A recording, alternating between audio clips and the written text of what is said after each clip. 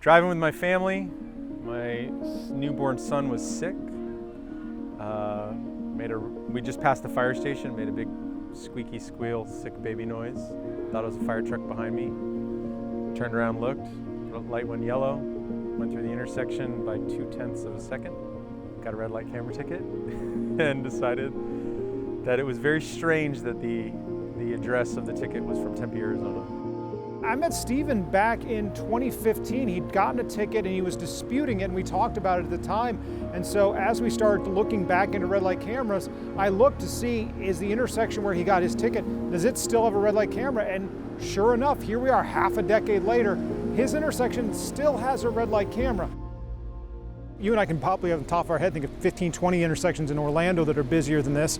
The cross street's really not that busy either. So it kind of seems like an odd place to have one, yet it's been here for half a decade plus. If there has been no improvement in human behavior, which is what they claim it is to do, shows that it was never about improving human behavior or driving patterns. Camera vendor is not an agent.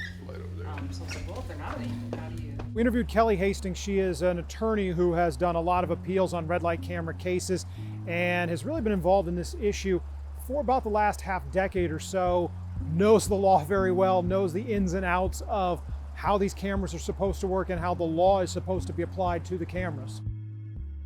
You've seen the cameras, the way that they've been deployed, and you've seen kind of the way that they've been used.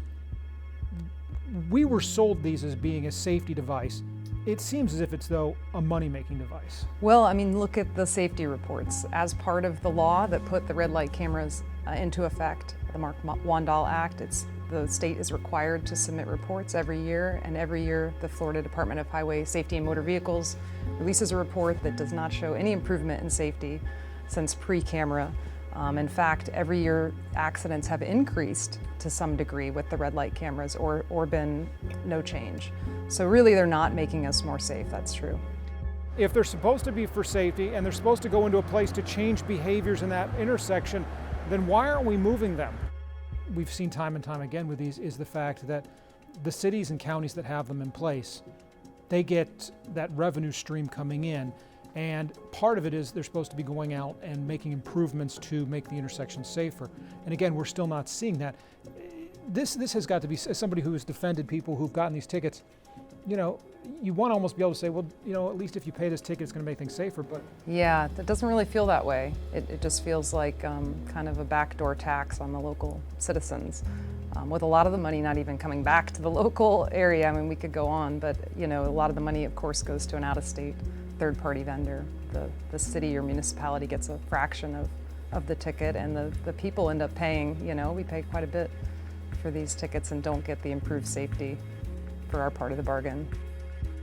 this has been something that since the legislature approved red light cameras back in 2010, you know, this has been an issue that Republicans, Democrats have all come out and said, you know, we'd like to see red light cameras done away with, but it never gets all the way through the Florida legislature, and that's really where it's going to have to go. The Florida Supreme Court has closed off just about every avenue for appealing a red light camera ticket. So if we're going to get rid of red light cameras, and listen, that's a decision that voters will have to make for themselves. If voters like having these, it ultimately comes down to trying to say, you know, it's up to the legislature to repeal this and get rid of the cameras, because if the legislature doesn't act, then it's up to municipality by municipality to decide whether or not they want to keep them or get rid of them. Some have gotten rid of them, but the majority of cities and counties that have red light cameras have them, and they keep them up every single year. Hi, I'm Greg Warmoth. Thank you for taking a look at our content here on YouTube. If you like what you see, make certain that you like and subscribe to our YouTube page.